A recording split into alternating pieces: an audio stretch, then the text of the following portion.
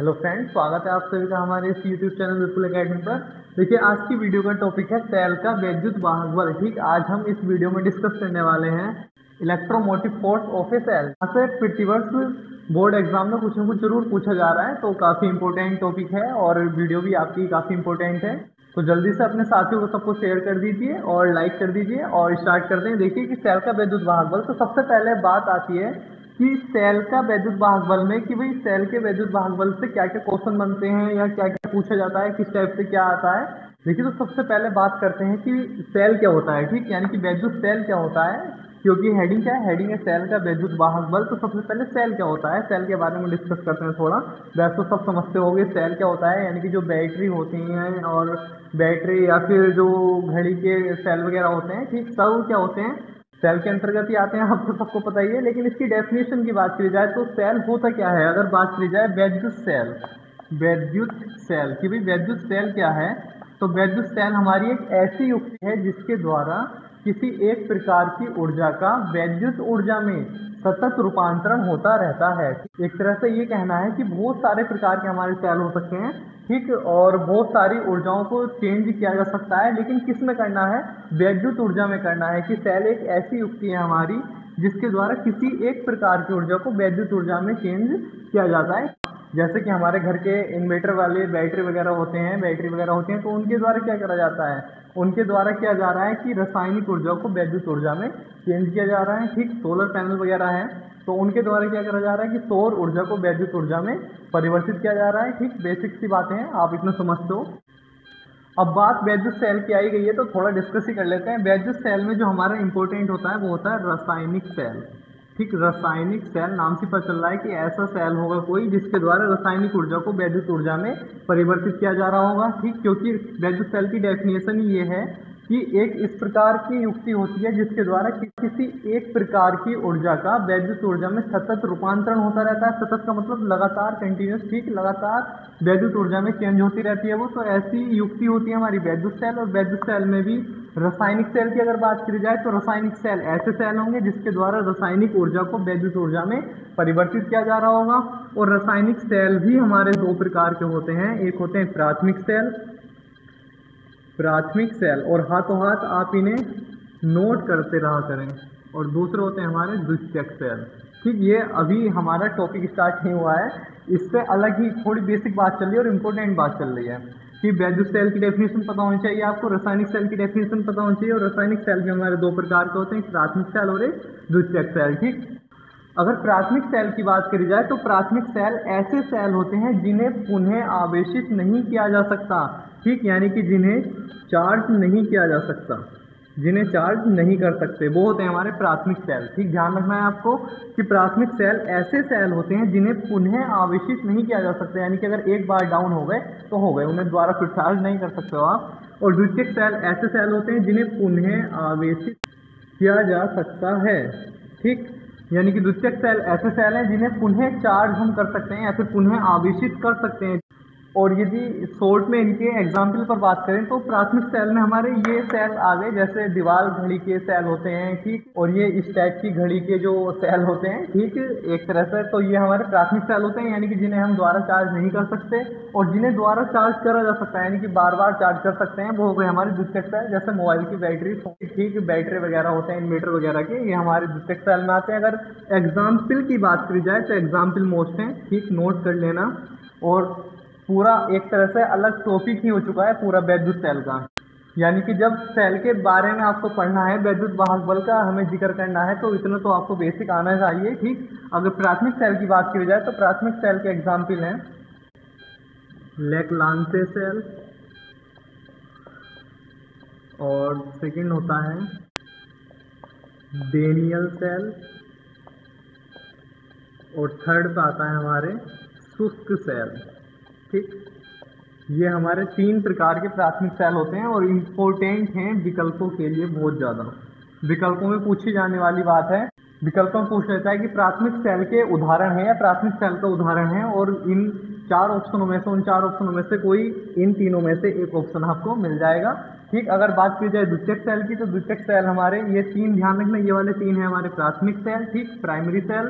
अगर secondary cell की बात की जाए, जिन्हें पुनः हम आवेशित कर सकते हैं, एक बार डाउन हो गए दोबारा चार्ज कर लिए, ठीक, जैसे मोबाइल फोन वगैरह की बैटरी होती है, तो वो हमारे द्वितीयक सेल। अगर इसके एग्जाम्पल की बात करी जाए, इसमें आता है फर्स्ट नंबर पर सीसा संचायक सेल, ठीक, यानी कि जो हमारे इन्वर्टर वगैरह वाले जो बैटरी होते हैं वो इसमें आते हैं सब सीसा संचायक सेल में। फोटो सेल,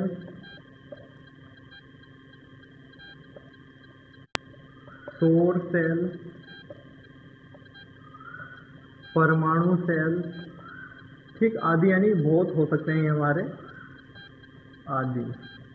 ठीक, ध्यान रखना है आपको, उस प्राथमिक सेल जो है ये बहुत ज़्यादा इंपॉर्टेंट है और बहुत बार विकल्पों वगैरह में पूछा जाता है कि प्राथमिक सेल का उदाहरण है, तो लेक्लांस सेल या डेनियल सेल या शुष्क सेल, इन तीनों में से एक विकल्प आपको ऑप्शन में मिल जाता है। ठीक, ध्यान रखना है।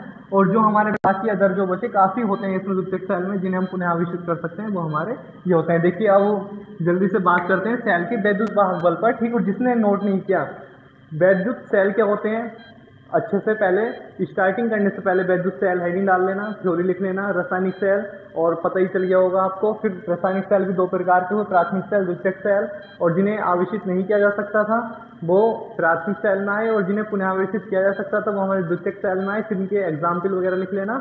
और ठीक उसके बाद अब स्टार्ट करते हैं सेल का वैद्युत वाहक बल। और वैद्युत वाहक बल को बोलते हैं, वैद्युत यानी इलेक्ट्रो, वाहक यानी मोटिव, और बल का मतलब है फोर्स। तो इसकी शॉर्ट फॉर्म की अगर बात करी जाए तो शॉर्ट फॉर्म में वैद्युत वाहक बल को बोला जाता है EMF।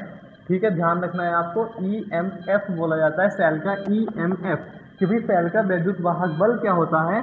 तो इस वैद्युत सेल यानी इलेक्ट्रिक सेल वगैरह का आप स्क्रीनशॉट वगैरह ले लीजिए और नोट कर लीजिए। अब डिस्कस करते हैं सेल का वैद्युत वाहक बल। ठीक, इतना आपको अलग नोट कर लेना है, काफ़ी इंपॉर्टेंट है। इसमें से भी 1-2 नंबर का जरूर कुछ ना कुछ मिल जाता है, और इतना तो बेसिक ये आपको पता होना चाहिए। ठीक, वैसे भी आपको नॉर्मल आपकी नॉलेज के लिए इतना पता होना चाहिए। तो अब अगर बात की जाए सेल के EMF की, तो किसी सेल के अंदर तथा बाहर, ठीक ध्यान से समझते रहना, कोई सेल है, अभी सेल के ऊपर डिस्कस करा था। ठीक, तो किसी सेल के अंदर तथा बाहर अर्थात संपूर्ण वैद्युत परिपथ में, यानी कि किसी सेल के अंदर भी हो सकती है या बाहर, सेल के अंदर की बात हो सकती है या फिर बाहर की बात हो सकती है, या फिर संपूर्ण वैद्युत परिपथ में एकांक आवेश को प्रवाहित करने में, यानी कि इसके अंदर एकांक आवेश को प्रवाहित करने में सेल द्वारा आवेश पर किए गए कार्य, सेल द्वारा आवेश पर किए गए कार्य, मान लिया ये हमारा पूरा वैद्युत परिपथ था। ठीक, यानी कि पूरा हमारा इलेक्ट्रिक सर्किट था, इसके अंदर कोई सेल है, तो इसके अंदर पूरे परिपथ के अंदर एकांक आवेश को प्रवाहित करने में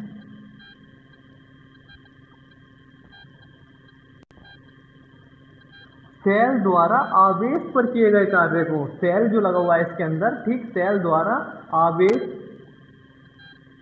पर किए गए कार्य को या आवेश को दी गई ऊर्जा को सेल का वैद्युत वाहक बल कहते हैं।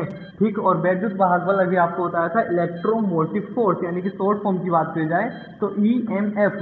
और फिफ्टी बर्थ यहाँ से EMF से रिलेटेड क्वेश्चन बहुत पूछे जा रहे हैं और न्यूमेरिकल तो बहुत ही आ रहे हैं। ठीक, आगे इसमें थ्योरी, तो ये इसकी डेफिनेशन थी। और नेक्स्ट इससे रिलेटेड क्या क्या पूछा जाता है, कैसे कैसे क्वेश्चंस आते हैं, सब कुछ डिस्कस करने वाले हैं हम। और ऐसा ही आ रहा है प्रतिवर्ष सब। ठीक, तो आपको डेफिनेशन लिखनी है उसकी कि सेल का वैद्युत वाहक बल, हेडिंग डाल देना है और लिखना है कि किसी सेल के अंदर या बाहर अर्थात संपूर्ण वैद्युत परिपथ में एकांक आवेश को प्रवाहित करने में, यानी कि अगर ये हमारा कोई इलेक्ट्रिक सर्किट है तो इसके अंदर एकांक आवेश को प्रवाहित करने के लिए सेल द्वारा कितना कार्य किया गया, या सेल द्वारा उस एकांक आवेश को प्रवाहित करने में कितनी ऊर्जा प्रदान की गई है, उसको ही हम कहते हैं सेल का वैद्युत वाहक बल। ठीक, इसे नोट कर लीजिए, और बहुत इंपॉर्टेंट परिभाषा है, और जितना आप समझने की कोशिश करोगे उतना अच्छा है। कि भाई कोई सर्किट है, इसके अंदर की बात हो सकती है या बाहर की हो सकती है, या फिर संपूर्ण वैद्युत परिपथ की बात हो सकती है, इसके अंदर एकांक आवेश को प्रवाहित करना है। तो एकांक आवेश को प्रवाहित करने में सेल द्वारा कितना कार्य करना पड़ा आवेश पर, उसको बोला जाता है सेल का वैद्युत वाहक बल। ठीक, और सिंपल सी बात है, जब हम इलेक्ट्रिसिटी प्राप्त करेंगे किसी भी सेल वगैरह से, तो सेल के अंदर क्या हो रहा होगा, आवेश हमारे फ्लो, आवेश का फ्लो चल रहा होगा। ठीक, आवेश के बिना फ्लो के तो वैद्युत धारा का प्रवाह ही नहीं होगा। तो आपको पता भी होना चाहिए कि वैद्युत धारा जो प्रवाहित होती है वो मुक्त इलेक्ट्रॉनों के कारण होती है, और आवेश का फ्लो होना बहुत जरूरी है। तो सेल के अंदर एकांक आवेश को, यानी कि एक आवेश को प्रवाहित करने में सेल कितना कार्य कर रहा होगा उस आवेश के ऊपर, उसे बोला जाता है सेल का वैद्युत वाहक बल, या फिर आवेश को कितनी ऊर्जा दी जा रही होगी सेल द्वारा, वो हमारा सेल का वैद्युत वाहक बल है। अगर बात की जाए इसे किस चीज से प्रदर्शित करते हैं, तो इसे कैपिटल ई से दर्शाया जाता है। इसका फॉर्मूला होता है कैपिटल ई बराबर W अपॉन Q, या Q नोट भी लगा सकते हो क्योंकि एकांक आवेश की बात चल रही है। ठीक, तो कैपिटल ई से सेल के वैद्युत वाहक बल को दर्शाया जाता है, ध्यान रखना है आपको। इसके अगर फॉर्मूले की बात करी जाए तो E बराबर W अपॉन Q या Q नोट होता है। ठीक, और W क्या है हमारा, W है कार्य, और Q क्या है, Q है हमारा आवेश। अगर Q नोट की बात करें तो एकांक आवेश, नोट जहाँ लग जाए वहाँ लगभग एकांक हम ले सकते हैं, प्रेक्षण आवेश ले सकते हैं। ठीक, तो एकांक आवेश को देखिए, डेफिनेशन कितनी आसान थी इसकी। अगर फॉर्मूले से बात करी जाए, यानी Q का मान अगर हम कर दें एक का मतलब है एकांक आवेश, कि एकांक आवेश को प्रवाहित करने में सेल द्वारा किया गया कार्य, ठीक, सेल का वैद्युत वाहक बल कहलाता है।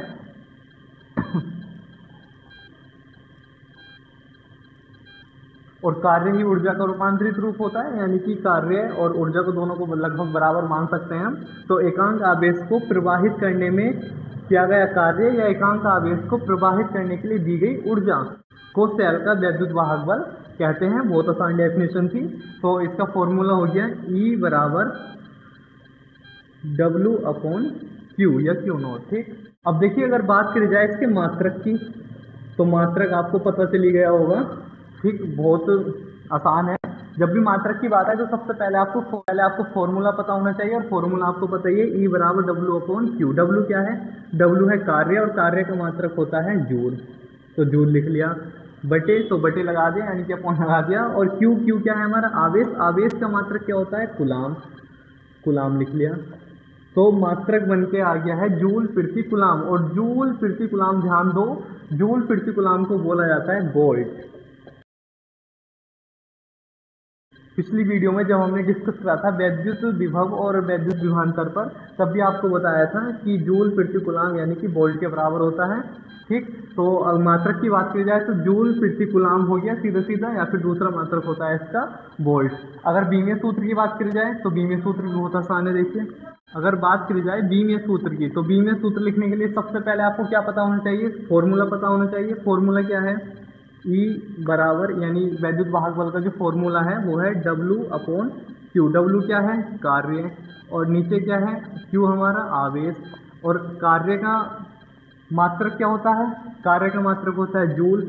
और या फिर कार्य का बीमीय सूत्र की अगर हम सीधे बात करें, तो अगर कार्य का बीमीय सूत्र की बात आती है तो कार्य का बीमीय सूत्र होता है mL2T-2। ध्यान रखना है, कार्य हो या फिर ऊर्जा हो, दोनों के बीमीय सूत्र एक बराबर होते हैं, mL2T-2। अब बात आई आवेश की, आवेश का बीमीय सूत्र क्या होता है, तो I बराबर Q अपॉन T होता है। लास्ट वीडियो में ये भी आपको बताया था कि वैद्युत धारा जो होती है I बराबर होती है Q अपॉन T, आवेश के प्रवाह की दर। ठीक, तो यहाँ से Q बराबर कितना आ जाएगा, तो Q बराबर आ जाएगा यहाँ से I इंटू T। I क्या है वैद्युत धारा, और T क्या है समय। तो आवेश का बीमीय सूत्र यहाँ से आता है एम्पियर और T यानी समय, और बड़े ब्रैकेट में लिख लिया इसे। तो ये हो गया यहाँ से mL2T-3। देखो -2 ये है, नीचे से ऊपर जाएगा, -1 और ऐड हो जाएगा -3 और A-1। ठीक, और लास्ट वीडियो में भी ये डिस्कस हो चुके हैं बीमीय सूत्र वगैरह हमारे, जिसने नहीं देखे वो डिस्कशन से देख लेना। ठीक, तो अगर बात करी जाए सेल के वैद्युत वाहक बल की, सेल के बारे में आपको बता दिया था, सेल के वैद्युत वाहक बल की डेफिनेशन हो गई, इसका फॉर्मूला हो गया, मात्रक हो गया, बीमीय सूत्र हो गया। अगर पूछा जाए कि एक EMF से आप क्या समझते हैं, ध्यान देना, बहुत ज्यादा क्वेश्चन पूछा जा रहा है कि एक EMF से आप क्या समझते हैं। एक EMF, देखिए डेफिनेशन सब याद कर लेते हैं, फॉर्मूले भी सबको याद रहते हैं, तो कुछ तो क्वेश्चन पेपर में हर साल कुछ ना कुछ चेंज होता रहता है। तो अब जो पूछा जाने वाला क्वेश्चन है वो ये पूछा जा रहा है कि एक ईएमएफ से आप क्या समझते हैं। सीधे सीधे लिखा हुआ आता है, जैसे जैसे इस साल आया था कि 1 एम्पियर से आप क्या समझते हैं, ठीक उसी तरह से एक ईएमएफ भी काफी इंपॉर्टेंट है कि एक ईएमएफ से आप क्या समझते हैं। अगर तो देखिए, अगर एक ईएमएफ की बात करी जाए तो फॉर्मूला क्या है, फॉर्मूला है E बराबर W/Q। ठीक, Q क्या होता है, आवेश। अगर इस आवेश को हम कर दें एकांक, ध्यान से समझते रहना, डेफिनेशन आराम से निकल जाएगी। अगर Q का मान कर दें 1 या एकांक, या लिख लें इसे 1 कूलाम, 1 कूलाम, ध्यान से समझते रहना कि यदि 1 कूलाम आवेश को प्रवाहित करने में कार्य का मात्रा क्या होता है, जूल होता है। 1 जूल कार्य करना पड़े, ठीक, यदि किसी वैद्युत परिपथ में 1 कूलाम आवेश को प्रवाहित करने में सेल द्वारा 1 जूल कार्य करना पड़े, तो उस सेल का वैद्युत वाहक बल 1 वोल्ट होगा। ठीक, ध्यान रखना है, बहुत इंपॉर्टेंट टॉपिक है ये आपका। एक ईएमएफ काफी पूछा जाता है कि एक ईएमएफ से आप क्या समझते हैं, तो पता होना चाहिए कि 1 कूलाम आवेश, ठीक है, थोड़ा अच्छे से समझना और इसे भी नोट कर लीजिए, नीचे को हेडिंग डाल लीजिए, एक ईएमएफ, और एक ईएमएफ डालकर जैसे मैं बोल रहा हूँ वैसे लिखना है आपको कि किसी वैद्युत परिपथ में, ठीक, वैसी बात चल रही कि किसी सेल के अंदर या बाहर, ठीक, अर्थात संपूर्ण वैद्युत परिपथ में, या सीधे सीधे लिख लीजिए, यदि सेल सहित संपूर्ण वैद्युत परिपथ में 1 कूलाम आवेश को प्रवाहित करने में सेल द्वारा किया गया कार्य 1 जूल हो, तो उस सेल का वैद्युत वाहक बल 1 वोल्ट होगा। ठीक, ये हो गई एक ईएमएफ की डेफिनेशन, या एक ईएमएफ आपसे पूछा जाए कि एक ईएमएफ को परिभाषित कीजिए, तो आपको ये लिखना है कि सेल सहित संपूर्ण वैद्युत परिपथ में 1 कूलाम आवेश को प्रवाहित करने में सेल द्वारा यदि किया गया कार्य 1 जूल हो, तो सेल का वैद्युत वाहक बल 1 वोल्ट होगा। ठीक, तो बहुत आसान था यहाँ तक, ठीक, आपको अच्छे से समझ में भी आ गया होगा। अब बात करते हैं इससे रिलेटेड आगे को क्वेश्चन क्या हो सकते हैं। सबसे पहली बात हमने डिस्कस करा था वैद्युत सेल पर, फिर उसके टाइप पर, फिर प्राइमरी एंड सेकेंडरी सेल पर, फिर बात करी सेल के वैद्युत वाहक बल पर, डेफिनेशन पर, उसके फॉर्मूले पर, मात्रक पर, बीने सूत्र पर, फिर बात आई एक ईएमएफ जो काफी ज्यादा मोस्ट टॉपिक था। ठीक, और पूरा ही टॉपिक मोस्ट है और यहाँ से कुछ ना कुछ जरूर पूछा जा रहा है। अगर सेल के वैद्युत वाहक बल की डेफिनेशन नहीं पूछेगा तो एक ईएमएफ पूछने के चांस बहुत ज्यादा हैं, ध्यान रखना।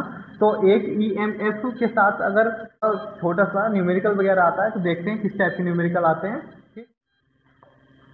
देखिए क्वेश्चन है, किसी वैद्युत परिपथ में 3 एम्पियर की धारा 5 मिनट तक प्रवाहित करने में 1350 जूल कार्य करना पड़ता है, तो सेल का वैद्युत वाहक बल ज्ञात कीजिए।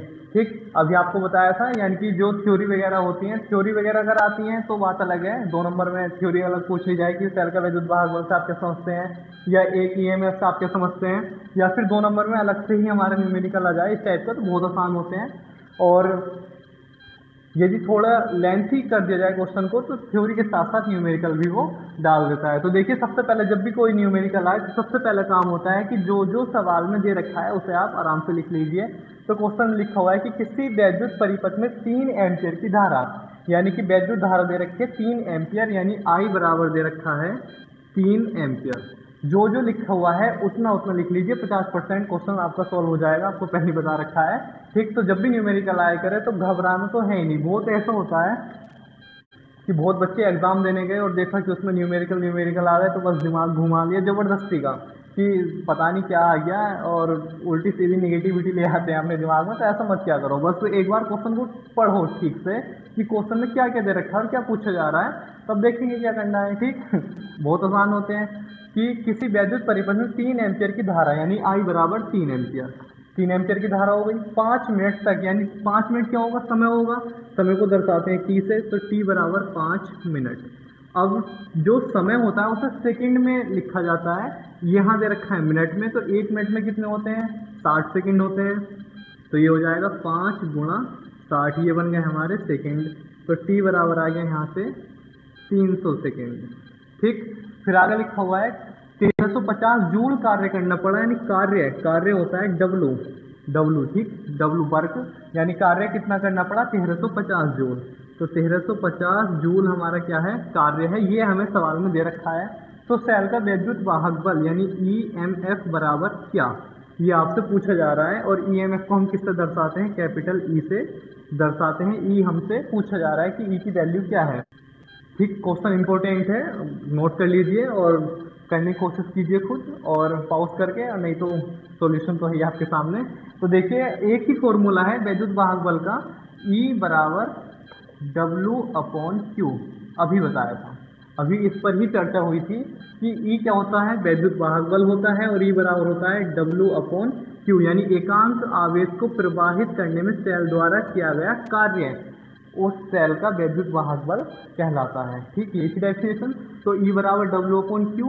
अब W तो हमारे पास है, W की वैल्यू तो हमें दिख रही है, साफ साफ दे रखा है 1350 जूल। ठीक, लेकिन Q नहीं दे रखा। ध्यान दो, थोड़ा सा क्वेश्चन इंपॉर्टेंट है। अगर सीधा सीधा कार्य देता, आवेश देता, तो आप सीधा सीधा सूत्र लगा के इसे कर देते कि E बराबर W/Q, सीधा फॉर्मूले में इसकी वैल्यू रख देते और आंसर आ जाता। लेकिन उसने W तो दे दिया, लेकिन Q नहीं दिया। तो आपको ध्यान आना चाहिए कि I दे रखा है और T दे रखा है, यानी कि I बराबर क्या होता है, I वैद्युत धारा क्या होती है, I बराबर Q/T। ठीक, I बराबर होता है Q/T, आवेश के प्रवाह की दर। तो यहाँ से Q की वैल्यू कितनी आएगी, Q बराबर हो जाएगा यहाँ से I/T। बस ये यहाँ लगा दो Q की वैल्यू और हो गया क्वेश्चन। देखो E बराबर W/Q, Q बराबर कितना होता है, I/T।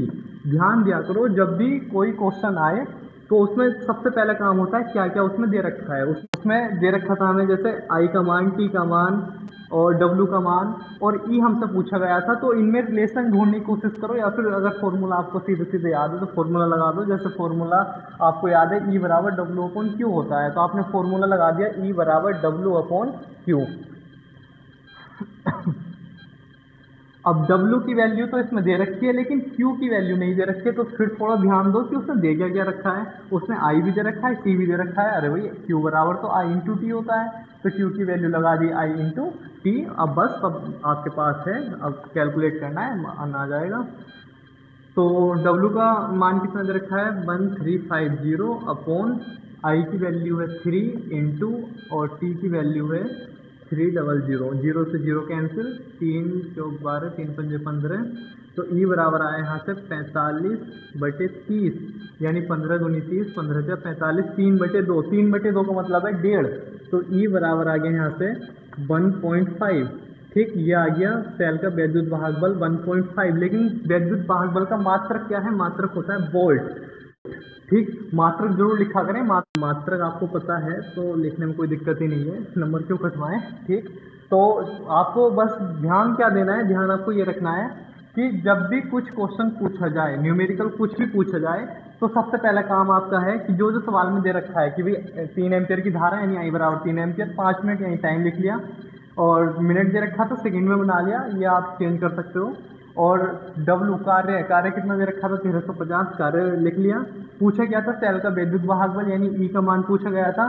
तो पहले क्वेश्चन को ठीक से जो जो दे रखा है उसे लिख लीजिए, क्या पूछा जा रहा है वो लिख लीजिए, और फिर उसका जो फॉर्मूला है वो लगा दीजिए।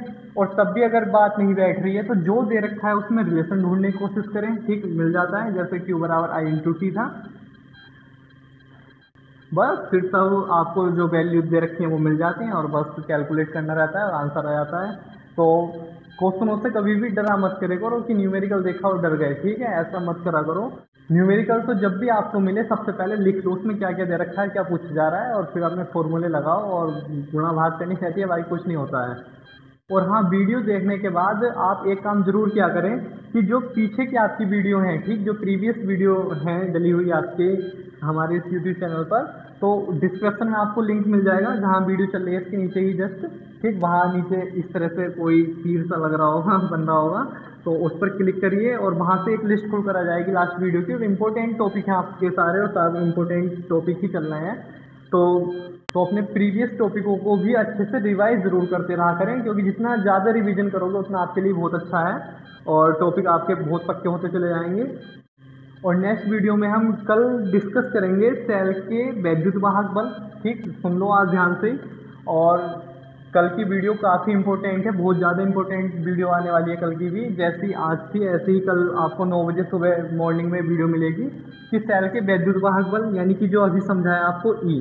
तो जितना आज समझाया सब आपके तैयार होना चाहिए कि सेल के वैद्युत वाहक बल ई और सेल का जो टर्मिनल विभवांतर होता है, टर्मिनल विभवांतर का जिक्र कल चलने वाला है कि टर्मिनल विभवांतर क्या होता है, इन दोनों में रिलेशन की बात करी जाएगी। इससे रिलेटिव एग्जाम में बहुत ज़्यादा क्वेश्चन पूछे जा रहे हैं, तो उन सब का डिस्कस हम कल करेंगे सुबह 9 बजे वीडियो में। तो वीडियो को ज़्यादा से ज़्यादा शेयर किया करो और जितना टॉपिक कराया जा रहा है बिल्कुल अच्छे से तैयार कर लिया करो और प्रीवियस टॉपिकों को भी रिवाइज करते रहा करो। और मिलते हैं कल सुबह 9 बजे नई वीडियो में नए टॉपिक के साथ। Thank you so much.